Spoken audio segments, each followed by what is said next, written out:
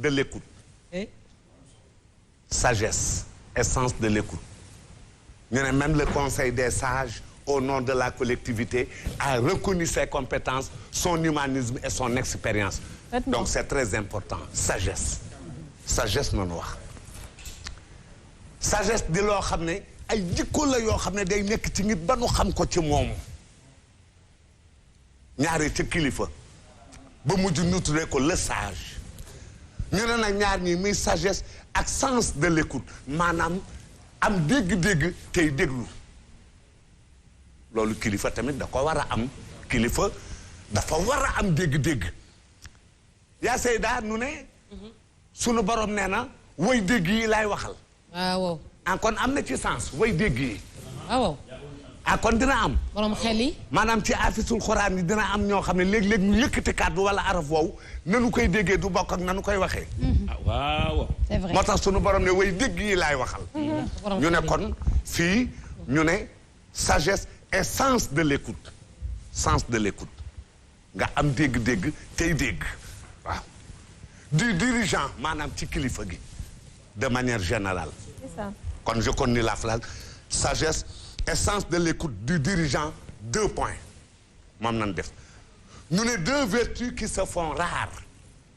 ñaari mandarga yoo xam ne actuellement mi ngi dem amatul de ak a jafe ah donc nul n'est satisfait moralement et physiquement léeg-léeg di nga doon njiit moo xam muy kilifa ci kër gi moo xam nga jiite ay soxna moo xam nga jiite mbooloo moo xam nga nekk chef d'entreprise mbaa nga nekk njiitum réew te di nga dégg waaye doo déglu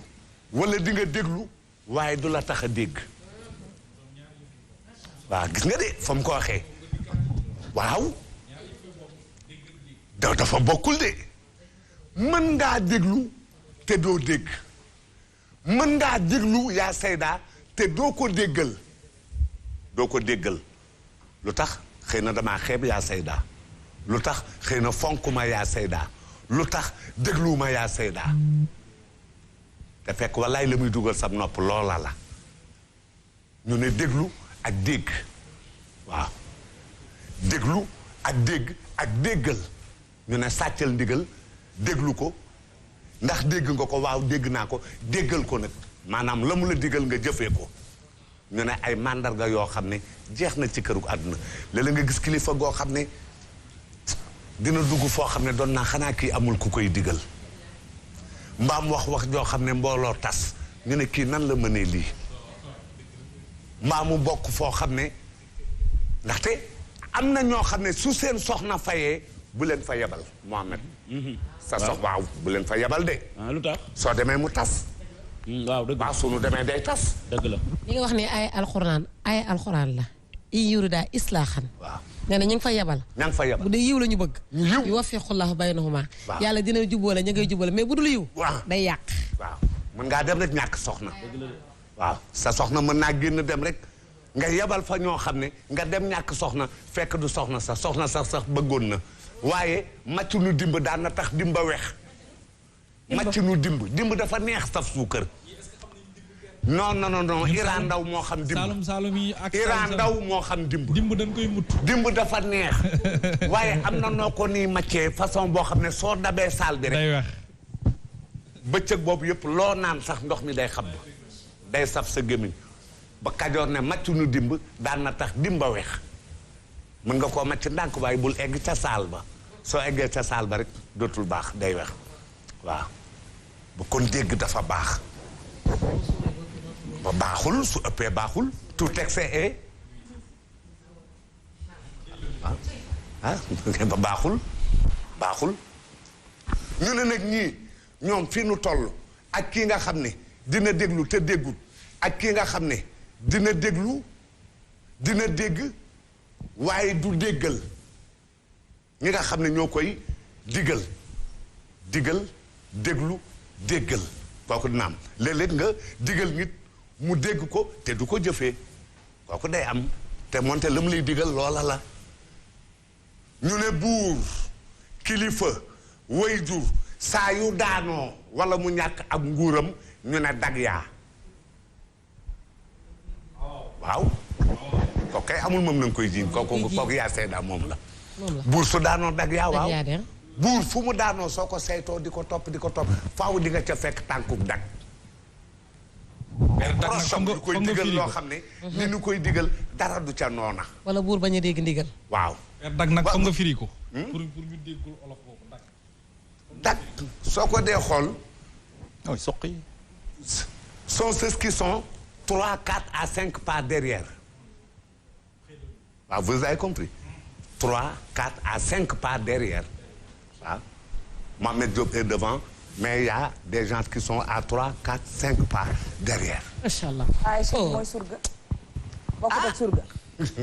bokkut ak surga dag ba bokkut ak surga maa ngi leen nuyu bu baax a baax. d'accord donc Mohamed dañ lay bàyyi yow nga taftalu ci père rek parce que li ñuy waxtaanee am na solo lool. ñi ngi waxtaanee bu naatee dama koy tëf ba ci kanam. te xam nga moom instant yi introduction père bi daf ko daaneel bisoo nu mu ajee kanam gi. dafa nangu wala daa bañ. xaw ma de. Benoît dafa nangu de. xaw ma daal mais damay bëgg a ñëw ci moom ci kanam rek. ñi waxtaanee njiit. njiit nag li mu lëmb dafa bëri. njiit. mën na nekk père de famille mën na nekk tout à fait entreprise mën na nekk koo xam ne rek day nekk ci kanam am ay nit ñu nekk ci ginnaawam ñu ne dafa war a nekk benn nopp wala dafa war a demee boppam ñu ngi waxtaanee Sofia lu am solo waaye lu metti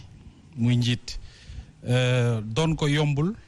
waaye itam doon ko dafa laaj responsabilité bu rëy njiit nag bu ñu ko waxee bëri na façon yu ñu ko mën a tekkee am na ñuy léeg-léeg ñuy wax leader am na ñuy wax chef xëy na pour ñenn ñi donte sax xaw na am tuuti différence man dama jàppee njiit li wala leader bi wala chef bi ci koo xamante ni nii dafa war a jàppale ci ñi mu jiite wala ñi nga xamante ni ñoom la yilif à ce que ñoom ci seen bopp ñu responsabiliser wu c'est hyper important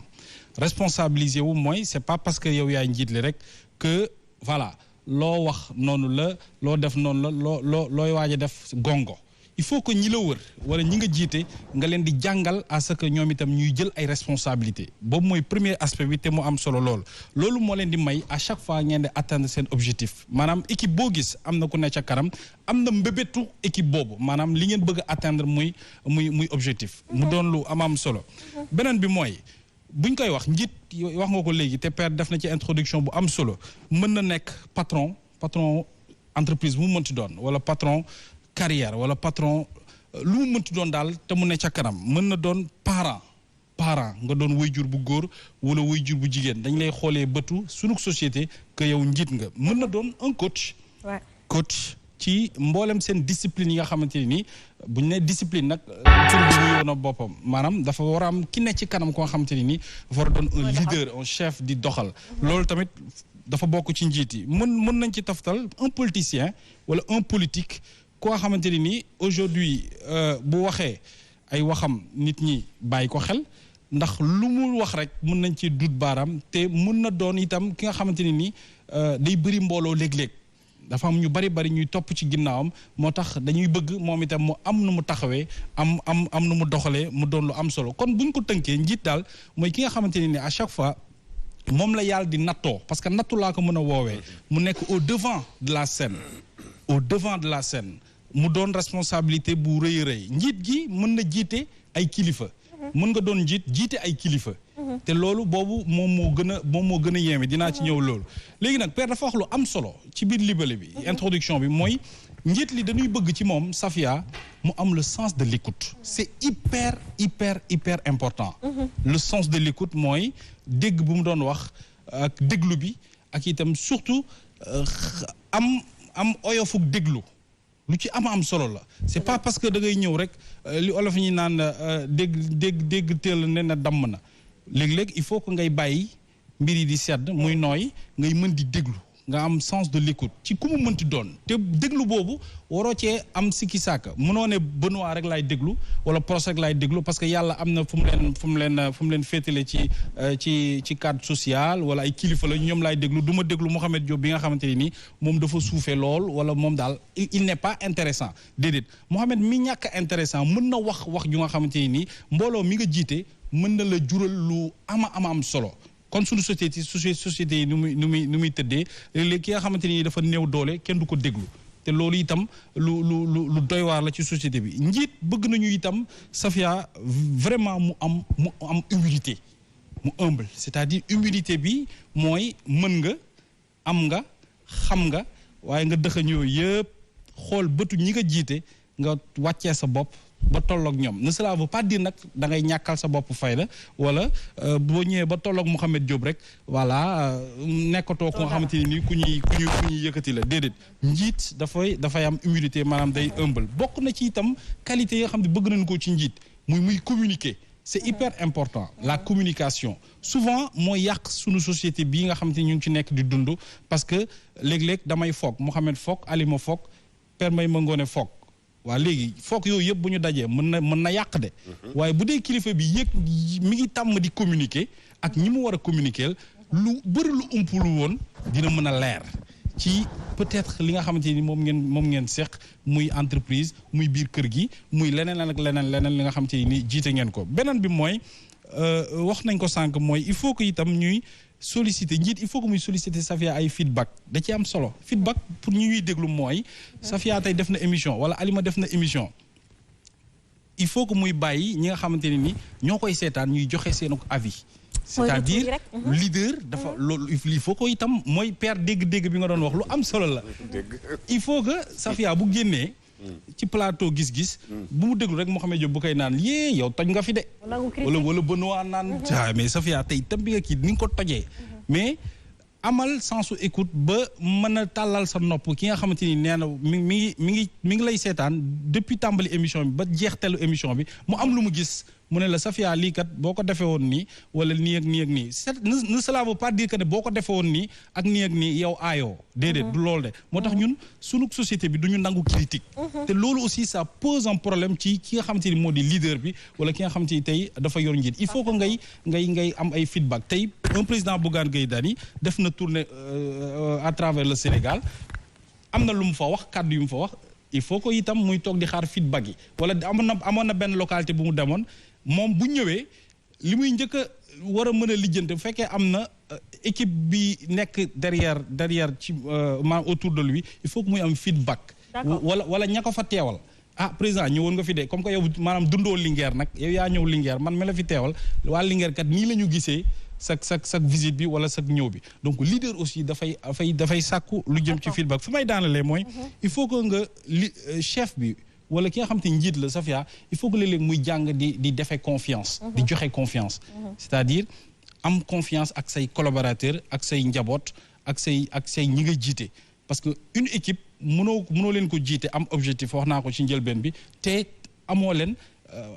confiance bi nga xam te moo dox ci diggante ki nga xam te moo di kilifa gi ak ñi nga jiite c'est hyper important André li koy gën a yàq mooy ñàkk a jox confiance Père Mbaye Mangone bi nga xam ne ñu ngi cheminer à chaque fois wala Safia bi nga xam te ni c'est une collaboratrice wala Benoît bi nga xam te c'est un collaborateur maag moom bu ñu toogee rek ñàkk confiance boobu day feeñ ci suñuy jëf ci suñuy wax ci suñuy lépp beneen bi mooy lu jëm ci échange yi nga xamante ni ak transmission du savoir dafa baax ci njiit Safia c'est pas parce que n'importe maanaam dogal bi ñu jël ba jiital la du jëluñu ko maanaam au hasard dafa am ay qualité yu ñu gis yow muy qualité yu am solo ci wàllu xam-xam waaye itam qualité yu am solo ci mën a dékku ñi nga jiite moo tax échange bi mooy day dugg ci communication rek il faut que mu am su ko defee ñi nga xam te ñoom nga jiital mën a gis ci seen bopp ci li nga xamante ni yow mi jiit donc bëri na ay mbir yoo xam te mënoon nañ ko lim ci lu njiit li war a mën a mel ba ci sax biir kër yi dinaa ci ñëw ak yeneen qualité yi nga xamante ni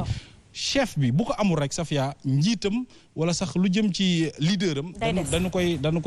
dañu koy ŋàññi te su boobaa li mu jiite mën naa nax saay ma daanale fa ba ci kanam. jeex na Mohamed kontaan nañu Sophie ñu bàyyi la yow itam nga introduire ñi ngi waxtaanee lu am solo nag jiite et c'est pas très évident fii Sénégal ñu bàyyi la kàddu gi. waaw damay commencer par wax ne n'est pas dirigeant qui veut maanaam n'est pas njiit qui veut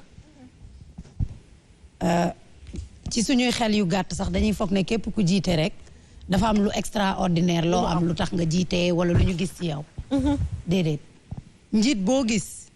suñu borom moo la def nga doon li nga doon président bi sax nekkum président am jiitu na dundam ci saayir nii rek la ko nit ñi di sànnil carte tàbbi ko mu toog bu xelam gàttee tuuti dina yaakaar ne dara jaam la wala dayoom la wala lu mu mënti doon nga dugg ci entreprise bi même le chef d'entreprise aussi am na nooy góorgóorloo ci àdduna dëgg la neem doon ko mais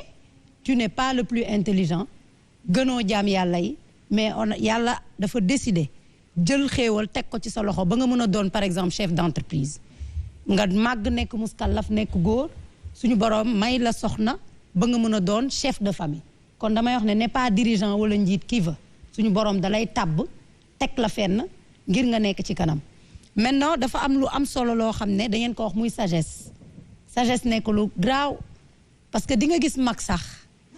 mu am nu muy doxalee nga xam ne kii xamul àdduna yàgg na ci àdduna mais xamul àdduna kooku day doon mag rek mais du doon sage nga gis gone gu ndaw di gis ci moom comportement yoo xam ne dangay xam ne kii yàlla moo rof ci moom sagesse donc damay taxawaat foofu ne sagesse du ñëpp ñoo koy am du looy for dañ la koy inculquer nga jàng àdduna di avancer muy ñëw ci yow maintenant bu ñu taxawee ci sagesse su njiit pour man njiit li mu war a njëkk def mooy suufeel boppam xam nga boo suufalee sa bopp mooy tax loo woo nit ñi da nga ciy jiitu ba ci entreprise soo ñëwee say employé xëyaguñu sax dina am yoo xam ne di nga ko mën a def doo toog ne comme dama leen di fay bu weer deewee rek voilà nangam mooy tax nga dugg ci sa kër yow borom kër bi jamet lu ñu deful nga defal ko sa bopp lu ñu deful nga defal ko sa bopp amoo sax looy xaaral nit mooy tax tamit looy bu dee da nga jiite mbooloo loo leen ciy woo doo toog ni buur ndax jamonoy buur paase na yow yaa jiitu nekk ci terrain bi xar sa tànk tubéy ngir ñi topp ci sa ginnaaw ñu mën a xool loolu la ñuy woowee le bon exemple kon pour man li njëkk mooy nga suufeel sa bopp ndax dañuy wax ne boo suufalee sa bopp yàlla yéegal la boo yéegalee sa bopp yàlla wàccee la deuxième point bi mooy respecter ñi nga nekkal daraja dafa doy waar Sophie am na ñoo xam ne attanuñ ko sax dañ leen koy def mais attanuñ ko da ngay xool ne njiit ba ngay nekk ci kër mën a yuuxu say doom dóor leen saaga leen bokkul ak ñi ngay liggéeyandool da nga leen war a jox respect total respect boo xamante ni c'est pas parce que da nga leen a jiite te pourtant ci xeetu sagesse la bokk savoir gérer bu situation ñëwee sans que nga heurter sensibilité doomu aadama parce que décidé wul nga jiite ko yàlla moo décidé nga nekk patron am wala dara donc respect mu nekk loo xam ne culte sagesse dëggantaan un sage mooy mën a gis ku ne respecté ko da ngay gis sax sa patron nga mag ko fuuf il faut que mu am sagesse pour xam ne sa patron dong la mais àdduna du neex ba mu mag la kon sagesse bi mooy tax mu mën a respecter même employé yi nga xam ne ñoo ko mag fuuf ndax loolu du dañ illaa yow mi diini jël décision yu baax yi ci sagesse la bokk te loolu il faut que njiit bu am dal soo dalul doo mën a jël yenn décision yu baax yi xam nga booy xët-xëti boo nekkee njiit ngay demee xët-xëti àdduna bu la sa sagesse rëccee rek da ngay jël ay décision à la hâte te da ngay jël décision yoo xam ne day emporter waale ñi nga boot moo tax ma ni savoir prendre les bonnes décisions daf ci am solo ma dem ci dégg bi jël ci ñetti ponk rek mën a joxewaat micro bi xam nga déglu il est très difficile njiit di dégg li ko neexul ndax waaw il est très difficile njiit di dégg lu ko neexul ndax dafa am ñoo xam ne il faut que ñuy ànd ak ngor dëgg maanaam les personnes derrière toi ñu yar leen ci ngor am na ñoo xam ne koo mënti doon daraja boo mënti am bu ñu la bëggee wax dëgg dañ la koy wax mais ndeysaan njiitu tey yi pour nga wax leen dëgg sax problème la moo tax ñu ci bëri li leen neex rek la ñuy dégg dégg li la neex nag bokkul ak am yor noppi garmi mooy lan ngay nangoo déglu lu baax doo nekk ci entreprise buñ ñëwee tey ne la alima nee na nangam au lieu yow en tant que leader nga mën a segg li baax ak li bon tu encaisses tout lu négativement ba mu tas mbooloo bi nga boot par contre mooy déglu bi may wax maanaam boo ko sekkee ay gor mën nañ lay wax ne du fii ba ngeen ànd atteindre ay objectifs yu commun mais il est très rare aujourd'hui nga gis njiit boo xam ne dana dégg lu ko neexul léegi nag papa déglu neex na lool mën a dégg neex na lool mais savoir encaisser man pour man dama naan ñaari day mën a nekk xam nga lu tax njiit dana dégg ba dégg lu ko neexul bu mënul encaisser musiba am mooy ne lu ko neex lay def day bum di bum mi li ko neex tey bu déggee te mënul encaisser lu négatif bi yaakaar naa kenn du des ci mbooloowam bu déggee lu ko naqari rek day obligé jël ay décision yoo xam ne amaana la mu dégg lu ko naqari ci moom moomu la jóge donc mën a déglu mais toftal ci encaisser juste rek ñu xool dugg tuuti ci kër yi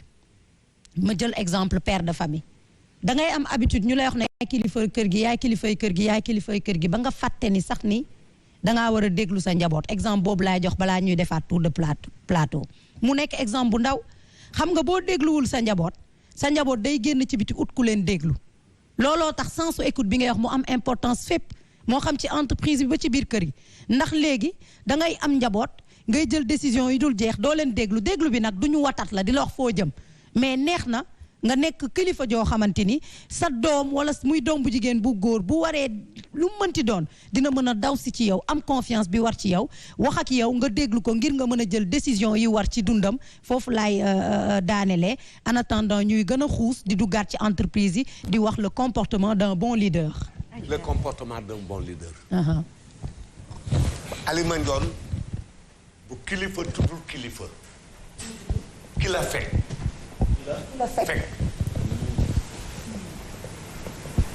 Kilifa de nit ñee soppi tur bi ne kilifa ndax mu koo wax ñu yàq tur bi daal ne kilifa waaye mooy ki lay fekk waaw moo lay fekk waaw ci lépp papa luy fekk fekk mooy moo lay défendre ci lépp loo xam ne rek ab safaan la bu jëm ci yow mu fekk ko d'accord xam nga soo nee fegal ay bëy a tax soo nee feg leen képp ku doon mooñ dina xëccaat ak legetam uuf ko yaakaar ne bëy yaa lépp lu ñuy fekk lu nekk am yàq da cay am kan na ñuy fekk ak kan na ñuy yilif ak a metti njiit ginnaaw gi ngay joxe ginnaaw gi ñaare ñu baree bari suñuy jam duñu jam ci kanam ci ginnaaw na ñuy jam ñu ne na nga fexe ba na nga tul gog képp ku la jam du bënn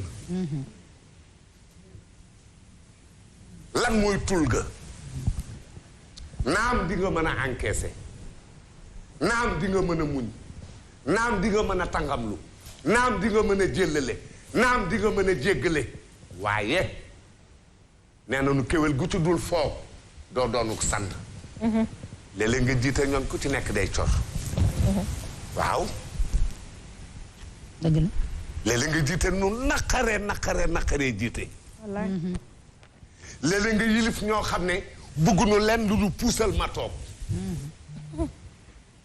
léeg-léeg nga yilif ñoo xam ne dara nekkul seenu xel lu dul tey suñu sañoon balaa bët a set wala tisbaar ñu teg la ci panku jumaa dina allah kubar jullee la kooku day am dina am ci njiit am na ay njiit yoo xam ne jiitu nañu waaye ñenu jiite sax dem nañu ba mu doy leen sëkk aw lakkal dem nañu ba mu doy leen ak seen dara lu baax dootuñu ko gis ci këru àdduna ab safaan ndeg nañ leen di gisee muy ci sëriñ si muy ci borom kër yi xanaa xamoo ne am na ñoo xam ne ay gune ngi ci kër yi yoo xam ne ak ay soxnaa ngi ci kër yi yoo xam ne sunu sañoon tey borom kër ga génn àdduna ndax rek di leen teg ciw yoon ak am yooyu du ko nangu ci këru àdduna te nu bëgg a infiltrer ci biir kër gi daal di ko fay samp ne danga koy def mu ne du fi amee ñu naan dafa lakkale dafa lëjle kii du muñ dara fu gune yi dem mu wax nangam ku ñëw mu ne kookan la waaw ma ne mën ngaa yor sab tool te doo ko ñag ndax di nga yor sab tool te doo ko ñag soo ko ñagul nu ruur ko dëgg la am na kilifa yoo xam ne na ngeen seetaat bu baax fi tam bi jëm dafa ëpp ndaxte bi nga demee dugg ci biir d'accord wax nga facteur yi nga xam ne moom la kilifa war a am lépp nangul naa la ko waaye su fi am na ñu naqaree jiite ñoo xam ne jant boo leen jiitee rek soo mut rek nan la pakkatal d'accord papa jant boo leen jiitee nan la pakk jërëjëf ayca yaa Seyda Absa wax na dëgg di leen jaajëfal suñu ex ñoom Mohamed ak Sophie am na ñu ne ñoom dañuy tasal affaire